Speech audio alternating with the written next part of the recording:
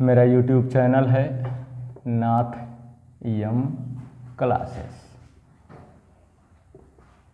बच्चों, कल हमने पढ़ाया था हर को धनात्मक करना, आज पढ़ाना है अंश को धनात्मक करना। बेटा, चाहे हर हो, हमने कल ही बताया था, चाहे हर को धनात्मक करना है या अंश को धनात्मक करना है, दोनों चीज़ों में वही बात होती है। यह है 5वें का।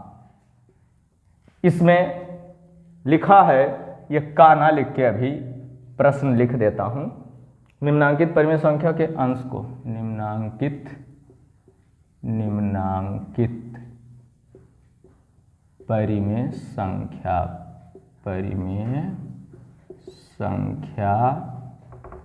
के अंश को धनात्मक बनाइए।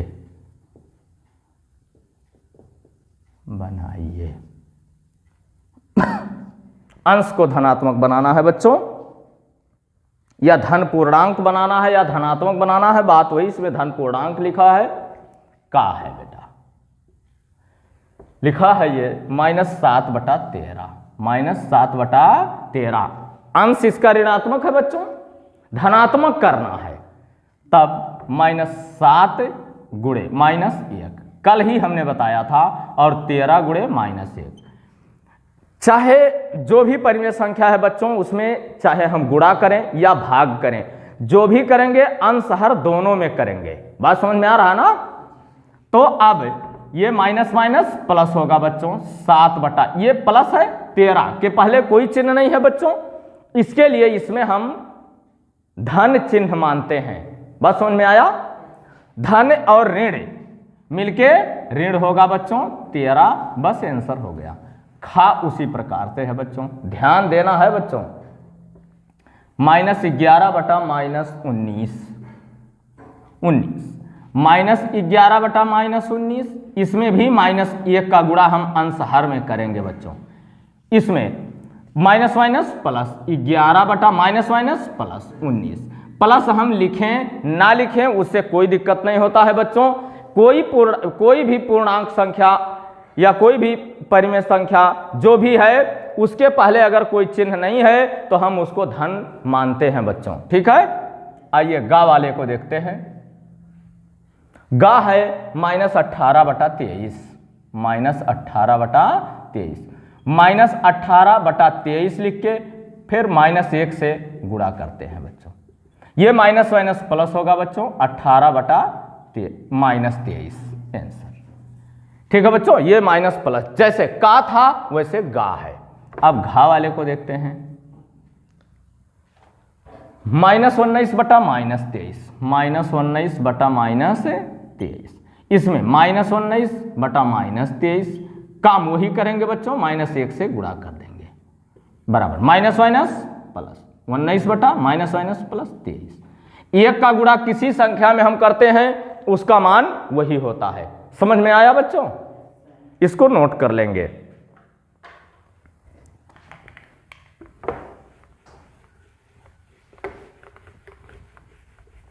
आप लोग नोट करेंगे? नोट करें तो हम वीडियो रोकें, और या तो देखते समय आप लोग वीडियो रोकेंगे। आए, चलिए देखते हैं। निम्नांकित संख्याओं में कौन सी परिमेय संख्या धनात्मक है? हाँ बेटा, 6वां का लिखा है, 6वां निम्नांकित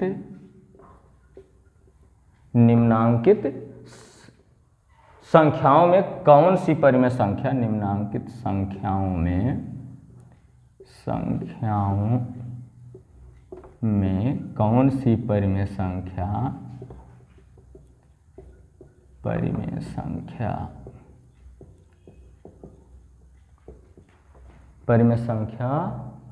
धनात्मक है?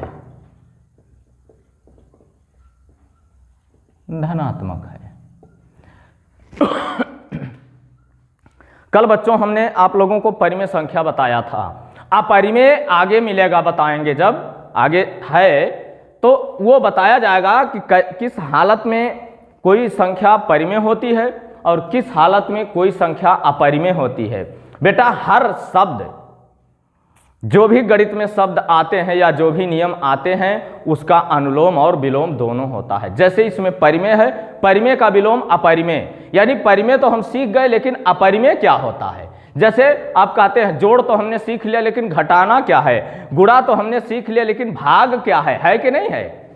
तो बच्चों ठीक उसी प्रकार से इसमें परिमेय आपको पता है, परिमेय संख्या आपने सीखा तो आपके मन में ये जरूर प्रश्न उठना चाहिए कि आखिर अपरिमेय क्या है कि नहीं है। अपरिमेय भी तो पता होना चाहिए, परिमेय पता है, अपरिमेय तो अपरिमेय बच्चों आगे बताया जाएगा, तब अपरिमेय आप लोगों को बताऊंगा, ठीक है ना। हाँ, नहीं तो कहीं कोई पूछे कि क्या कौन सा चैप्टर चल रहा है तो आप लोग कहें परिमेय संख्याएं, बस कोई व्यक्ति कह दे कि परिमेय बताए हैं तो आप लोग कहेंगे हाँ बताए हैं। अब वो व्यक्ति पूछ ले कि अपरिमेय क्या होता है तब तो आप लोग कहेंगे कि अभी सर जी कहे हैं 2-4 दिन बाद बताने के लिए, ठीक है, वो अपरिमेय बाद में बताया जाएगा बेटा। चलिए का है, केवल धनात्मक हमको देखना, -9 बटा -13, -9 बटा -13।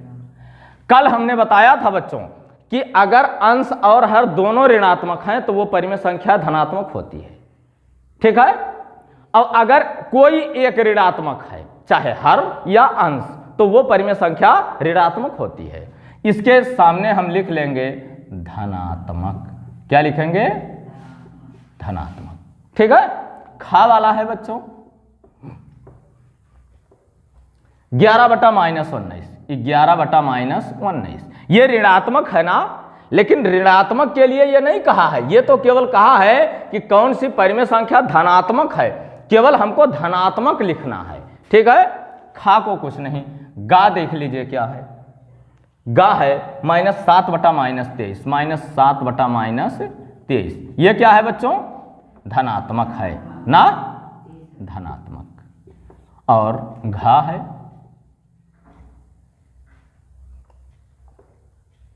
8 बटा -13, ये कुछ नहीं है, अरे कुछ नहीं लिखेंगे, ये ऋणात्मक है। ऋणात्मक हमसे कहा नहीं है कि ऋणात्मक बताइए, धनात्मक या ऋणात्मक बताइए। अगर ये चीज लिखा होता कि इस निम्नांकित संख्याओं में कौन सी परिमेय संख्या है धनात्मक और कौन सी ऋणात्मक हैं, तब हम दोनों के सामने लिखते, जो धनात्मक है धनात्मक, ऋणात्मक है ऋणात्मक। आइए अगले में देखते हैं क्या पूछ रहा है। 7वां कह रहा है निम्नांकित संख्याओं में कौन कौन सी परिमेय संख्याएं ऋणात्मक हैं। अब की बार पूछ रहा है निम्नांकित परिमेय संख्याओं में, निम्नांकित परिमेय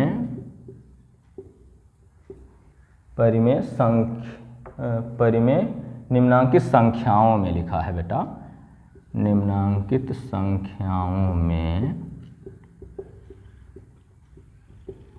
कौन कौन सी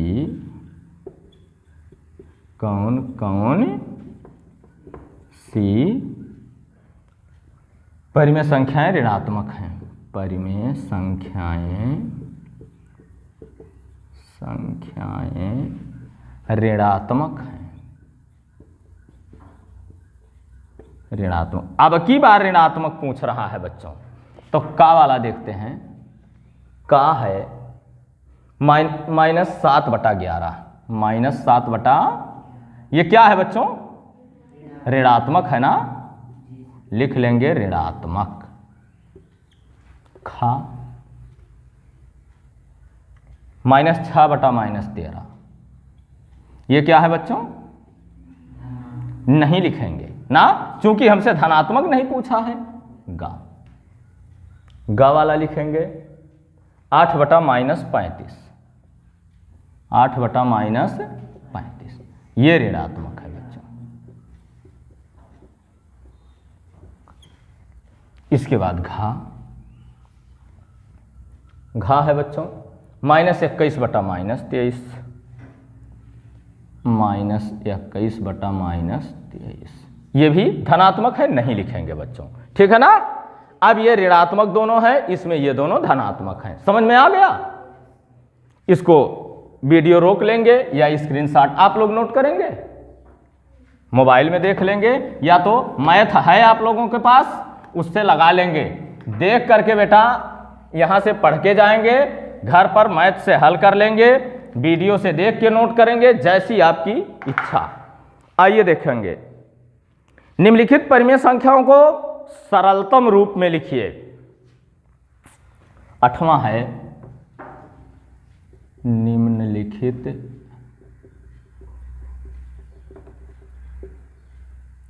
परिमेय संख्याओं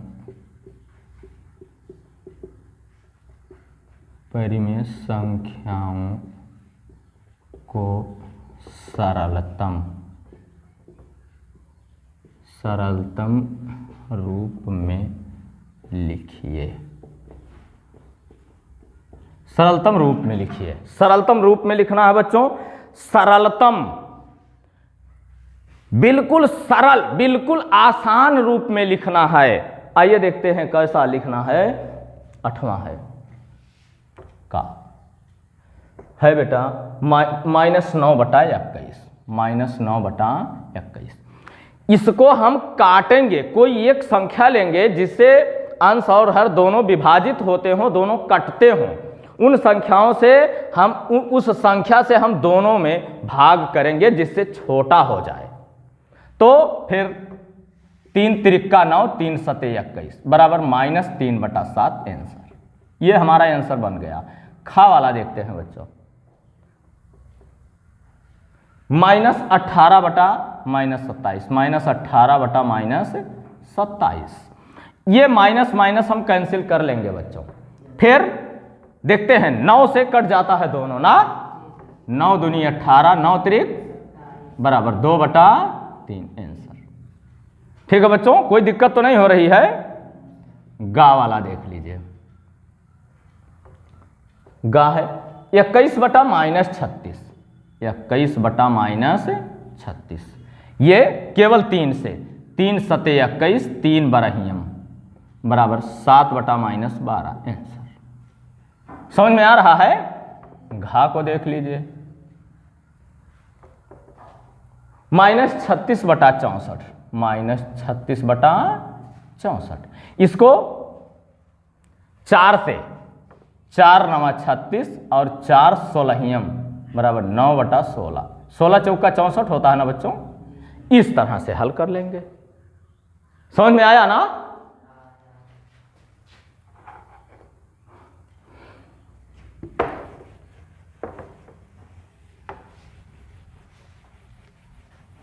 आइए इसके बाद देख लेते हैं। इसके बाद है बच्चों 9वां, अपनी अभ्यास पुस्तिका में लिखकर रिक्त स्थानों की पूर्ति कीजिए। 9वां लिखेंगे, अपनी अभ्यास पुस्तिका में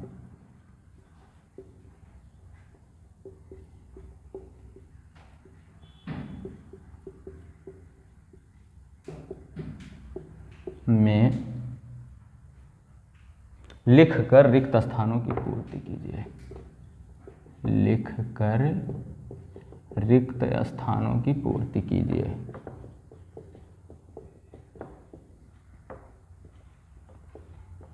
पूर्ति कीजिए। चलिए देखते हैं बच्चों क्या है इसमें। का है -3/4 बराबर, यहां रिक्त स्थान दिया हुआ है बच्चों, इसके बटे -20 है, फिर बराबर का चिन्ह है, फिर ऊपर रिक्त स्थान है बटे 28। बच्चों 4 पंजे 20, 5 हुआ, 5 आया ना। 5 का हम इसमें गुणा करेंगे, 5 तियां 15। लेकिन अब परिमेय संख्या ऋणात्मक ये भी है, ये भी है। आइए 4 सते 28, 7 त्रिक 21, लेकिन माइनस लगाएंगे बच्चों, ये भी परिमेय संख्या ऋणात्मक होनी चाहिए। ठीक है, अभी कल इस तरह का हमने बताया है। इसके बाद बच्चों खा है -5/-8, -5/-8 बराबर, देखेंगे बच्चों यहां नीचे 24 दिया हुआ है, ऊपर खाली स्थान है, और फिर बराबर है 25 ऊपर है और नीचे खाली स्थान है। अब 5 में हम कुछ नहीं करेंगे, 8 से 8 तिरिक 24, 3 हुआ, 5 तिया 15। यह धनात्मक परिमेय संख्या है बच्चों, यहां हम कोई चिन्ह नहीं लगाएंगे तो भी चलेगा। 5 का भाग 25 में, अंश दिया हो तो अंश का भाग करेंगे बच्चों, हर दिया हो तो हर का भाग हर में करेंगे बच्चों। 5 पचे 25, 5 हुआ, 5 अट्ठे 40। ये हमारा उत्तर हो गया। इस तरह से गा वाला है बच्चों, गा है 7 बटा -9, 7 बटा -9 बराबर -14 बटा बराबर 35 बटा खाली स्थान। 7 अंश दिया है बच्चों, भाग दे देंगे, 7 दुनायम 14, 2 हुआ, 9 दूनी 18, 7 पंजे 35, 5 हुआ। ये परिमेय संख्या ऋणात्मक है, ये ऋणात्मक है तो ये ऋणात्मक है। 7 पंजे 35, 9 पंजे 45, लेकिन ये धनात्मक हो रहा है इसलिए यहां हम ऋण लगा देंगे बच्चों। ये बिल्कुल परिमेय संख्या में कोई बदलाव नहीं होनी चाहिए। अगर ये ऋणात्मक है तो ये भी ऋणात्मक, ये भी ऋणात्मक, क्योंकि बराबर का चिन्ह लगा हुआ है बच्चों। बराबर हम तभी कर सकते हैं जब पूर्णता है, जैसे ये है उस रूप में ये हो। मान लीजिए इसको अभी काटेंगे, सरलतम रूप में बदलेंगे, ये परिमेय संख्या आएगी बच्चों। इसको हम सरलतम रूप में करेंगे, ये परिमेय संख्या आएगी बच्चों ना, कि नहीं आएगा? आएगा। इस तरह से घा देख लीजिए, घा -8 बटा,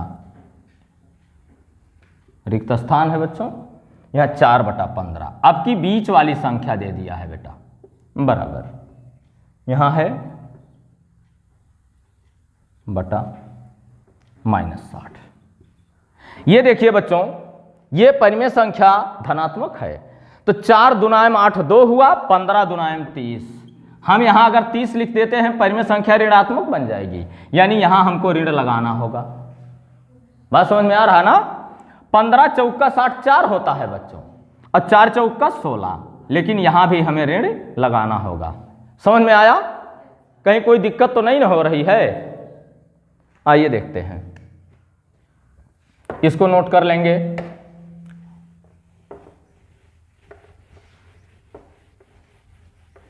चलिए देखते हैं।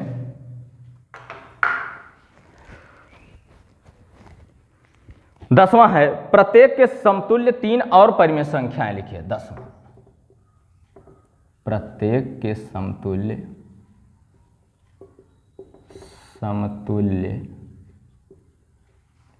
3 और परिमेय संख्याएं।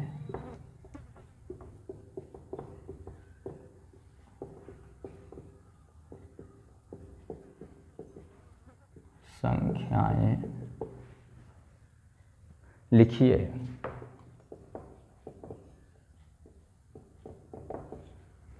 चलिए, का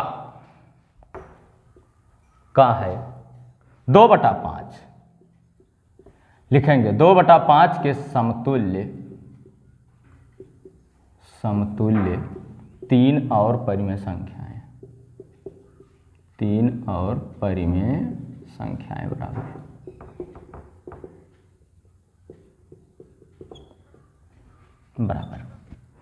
समतुल्य माने होता है बच्चों बराबर, सम माने बराबर, तुल्य माने तौलने पर। ठीक है, अगर तौले हम उसको तो बराबर आना चाहिए। ठीक है, अब 2/5 के समतुल्य, पहले हम इसमें 2 से गुणा कर लेंगे बच्चों। 2 दुनायम 4, 5 दुनायम 10, 2/5। अब की बार 3 से गुणा कर लेंगे, 3 दुनायम 6, 5 तिया 15। 2/5 में हम 4 से गुणा कर देंगे बच्चों, 4 दुनायम 8, 5 चौका, ये हमारा आंसर होगा बच्चों 4/10, 6/15 और 8/20। ये हमारा आंसर होगा बच्चों। 3 परिमेय संख्याएं तैयार है। ठीक है, चाहे जितनी परिमेय संख्याएं आपको ज्ञात करना होगा बच्चों, बस उसी हिसाब से हम परिमेय संख्याएं 2 से गुणा, 3 से गुणा, 4 से गुणा, 5 से गुणा, 6 से गुणा, 7 से गुणा, यानी जितनी परिमेय संख्याएं हमको ज्ञात करना है, बस एक एक संख्या बढ़ाते हुए आगे लिखते जाएंगे। ठीक है, आइए खा को देखिए। 7/-11 के समतुल्य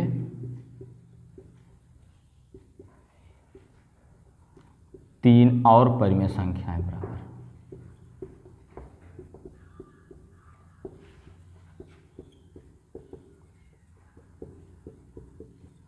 संख्याएं, 3 और परिमेय संख्याएं। ये लिखेंगे 7 बटा -11 गुणे 2 गुणे 2, 7 दुनायम 11 दुनायम 22, फिर 7 बटा -11 गुणे 3 गुणे 7 त्रिक 21 बटा 11 तियाँ -33। अब ये होगा 7 बटा -11 गुणे 4 गुणे 4, 7 चौक 28, 11 चौक 44। यहाँ लिख लेंगे बच्चों 7 बटा -11 गुणे, अरे हो तो गया, 1 2 3 हो गया है बच्चों।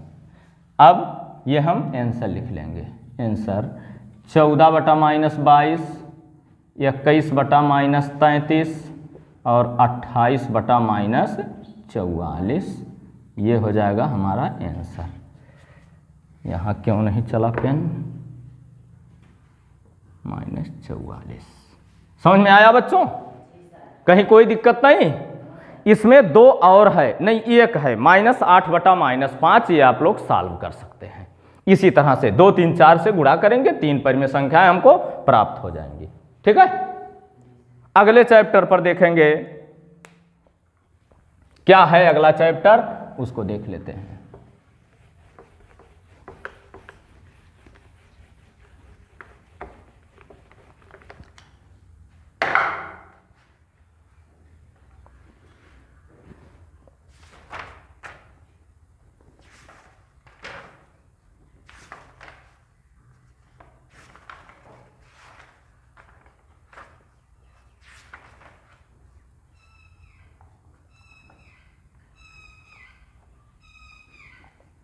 हाँ, पहले का बी है, अभ्यास पहले का बी है बच्चों। 1 या 2 सवाल पढ़ाऊंगा बस। अभ्यास पहले का बी, ठीक है बच्चों। ये पहला सवाल है, कह रहा है कि निम्नांकित परिमेय संख्याओं को उनके सरलतम रूप में लिखिए। निम्नांकित परिमेय संख्याओं को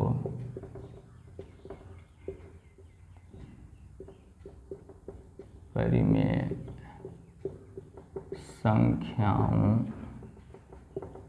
संख्याओं को उनके सरलतम रूप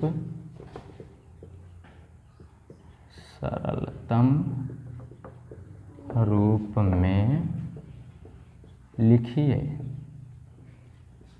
सरलतम रूप अभी पिछले चैप्टर में आप लोग पढ़ के आए हैं। आइए देखते हैं का। यह है -8 बटा 10, फिर वही काम करेंगे। -8 बटा 10 को 2 चौका 8, 2 पंजे 10 बराबर -4 बटा 5, आंसर। खा है 15 बटा 20, 5 तियाँ 15, 5 चौका 20 बराबर 3 बटा 4, आंसर। गा है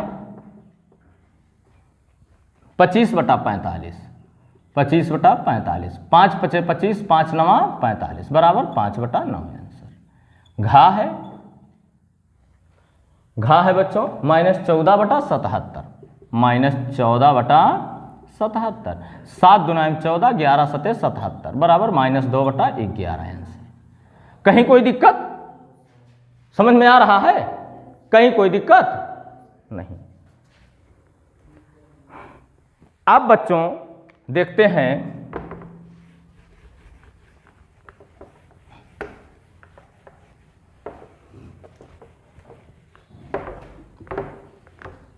अब देख लेते हैं दूसरा, संकेतों बराबर, और इसको अंग्रेजी में हम इक्वल और नॉट इक्वल कहते हैं। अंग्रेजी में बराबर को हम क्या कहते हैं? इक्वल टू कहा जाता है, और नॉट इक्वल टू, ठीक है, का चिन्ह लगाना है बच्चों। आइए देखते हैं दूसरे का पहला देखते हैं। -4 बटा 5, -4 बटा 5 और -5 बटा 7। देखना है बच्चों दोनों परिमेय संख्याएं ऋणात्मक हैं। जो परिमेय संख्या बड़ी होगी वो छोटी होगी, और जो परिमेय संख्या छोटी होगी वो बड़ी होगी, लेकिन कब? जब ऋणात्मक दोनों हो तब। और इसमें दोनों ऋणात्मक हैं। जो बड़ा होगा बच्चों, याद रहे, वो छोटा होगा। बात समझ में आया? बच्चों आप लोग भिन्न पढ़े हैं, मैंने पिछले वीडियोज में पढ़ाया भी है अपने। किसी भिन्न को जब हम छोटा बड़ा उस भिन्न को सोचते कौन सा भिन्न छोटा है कौन बड़ा है, वो ज्ञात करते हैं जब, तो या तो अगर उन दोनों का अंश अगर बराबर है, दोनों, चाहे जो हम धनात्मक परिमेय संख्या से आपको बताना चाहेंगे, 5/8, 5/6, 5/2, 5/10, 5/9, 5/3, अंश सबका बराबर है बच्चों ना, अंश तो सबका बराबर है ना, देख रहे हैं आप लोग। इसमें हमें जब सबसे बड़ी संख्या छांटना होगा बच्चों, अगर अंश बराबर है तब होश रखना है, तो जिसका हर सबसे छोटा होता है वो परिमेय संख्या सबसे बड़ी होती है। ये सबसे बड़ी है, सबसे बड़ी है। और जिस परिमेय संख्या का हर सबसे बड़ा हो, जिस परिमेय संख्या का हर सबसे बड़ा हो, जैसे ये परिमेय संख्या सबसे छोटी होगी, सबसे छोटी होती है, ठीक है।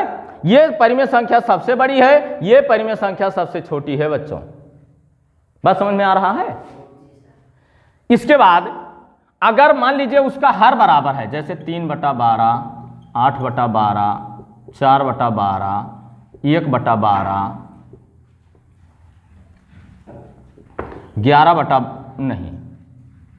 5/12, 11/12, 14/12, सबका हर बराबर है बच्चों ना, बराबर है ना सबका हर। आप लोग बोलते रहिए, उसमें डरना नहीं है कि वीडियो बन रहा है तो हम लोग नहीं बोलेंगे, ऐसी कोई बात नहीं है बेटा। सबका हर बराबर है बच्चों। जिसका अंश सबसे छोटा होगा वो भिन्न सबसे छोटी होगी, ये भिन्न सबसे छोटी होगी, सबसे छोटी, सबसे छोटी। और जिस भिन्न का अंश सबसे बड़ा होगा वो भिन्न सबसे बड़ी। दोनों में देख लीजिए अंतर। पहला नियम होता है कि जब अंश बराबर हो तो हर जो सबसे छोटा हो वो भिन्न सबसे बड़ी होती है, और अगर हर बराबर है तो अंश जिसका बड़ा होता है वो सबसे बड़ी होती है। अगर अंश बराबर है तो जिसका हर सबसे बड़ा होता है वो सबसे छोटी होती है, और अगर हर बराबर है तो जिसका अंश सबसे बड़ा वो सबसे बड़ी होती है, यानी जिसका अंश सबसे छोटा वो सबसे छोटी होती है। बस समझ में आया कि नहीं समझ में आया? लेकिन बच्चों इसमें तो दोनों नहीं बराबर है ना, दोनों नहीं। मान लीजिए ये ऋणात्मक परिमेय संख्या ना होता, तब 4/5 और 5/7 कोई हमसे तुलना करने के लिए कहता कि बताओ बेटा इसमें कौन भिन्न बड़ी है, तब हम करते हैं बच्चों पहले भिन्न का अंश दूसरे भिन्न का हर, यानी ऐसे, ठीक है। और ऐसे सबसे पहला काम हम करेंगे, सबसे पहले वाले भिन्न का अंश गुणे दूसरे वाले भिन्न का हर, बराबर 7 × 4 28। फिर दूसरे पहले वाले भिन्न का हर और दूसरे वाले भिन्न का अंश, बराबर 5 × 5 = 25। इसको हम क्रॉस मल्टीप्लाई अंग्रेजी में कहते हैं, और हिंदी में तिर्यक गुणा या तिरछा गुणा कहते हैं बच्चों, ठीक है। तिरछा गुणा या तिर्यक गुणा कहते हैं, और अंग्रेजी में क्रॉस मल्टीप्लाई कहते हैं, ठीक है बच्चों। ये चीज हम देखेंगे, लेकिन हमें ये तीर नहीं लगाना होता है, ठीक है। हमको तीर नहीं लगाना है, हमें ऐसे ही गुणा कर लेना है। 4/5 और 5/7 में हमें देखना है, तो हमने 4 × 7 = 28 ज्ञात किया, 5 × 5 = 25 ज्ञात किया। बड़ा कौन है बेटा, 28 या 25? 28 बड़ा है ना। अब 28 यानी पहली परिमेय संख्या, अगर दूसरी बड़ी होती तो दूसरी परिमेय संख्या बड़ी होती, ठीक है। अगर दूसरा हमारा गुणनफल बड़ा होता तो दूसरी परिमेय संख्या बड़ी होती, और पहला बड़ा है तो ये पहली परिमेय संख्या बड़ी है। लेकिन बच्चों ये तो दोनों ऋणात्मक हैं, और अभी अभी हमने बताया है कि जब ऋणात्मक कोई संख्या हो या परिमेय संख्या हो, यानी पूर्णांक संख्या हो या परिमेय संख्या हो, ठीक है, तब अगर दोनों ऋणात्मक है तो जो बड़ा होता है वो छोटा होता है। जैसे इसमें ये बड़ा दिख रहा है तो ये छोटा होगा बेटा, अब इसमें ये बड़ा होगा। समझ में आया? और जो बड़ा होता है उसके तरफ इसका मुंह खोल देते हैं या खुला मुंह उधर कर देते हैं। बात समझ में आया कि नहीं आया? आया है समझ में ना बेटा? अच्छा, अब ये तो ज्ञात हो गया, आपको इसका उत्तर मिल गया। ये दूसरे का था बच्चों, हमने पहला लिख दिया है, का है ये का। खा वाला देखते हैं। 7/-11, 7/-11 और -7/11। दोनों परिमेय संख्याएं ऋणात्मक है बच्चों, और दोनों बच्चों एक चीज भूल हुआ मुझसे, ये इक्वल टू और नॉट इक्वल टू पूछ रहा, हमने आपको छोटा बड़ा बताने में उसका ध्यान नहीं दिया। ठीक है, ये बराबर नहीं है बच्चों, ये नॉट इक्वल टू होगा। मेरे बात पर थोड़ा सा गौर आप लोग भी करते रहें। इक्वल टू और नॉट इक्वल टू पूछ रहा था, इसको हम नॉट इक्वल टू लिखेंगे, और ये दोनों बराबर होंगे बेटा, यानी इक्वल हैं। इक्वल माने बराबर, यानी इक्वल टू। ठीक है बेटा, आइए गा वाला देखते हैं। -8/5, -8/5 ब्रैकेट लेंगे और -7/-4। ये ऋणात्मक परिमेय संख्या, ये धनात्मक है तो बराबर नहीं है, यानी नॉट इक्वल टू या बराबर नहीं है। घा वाला है बेटा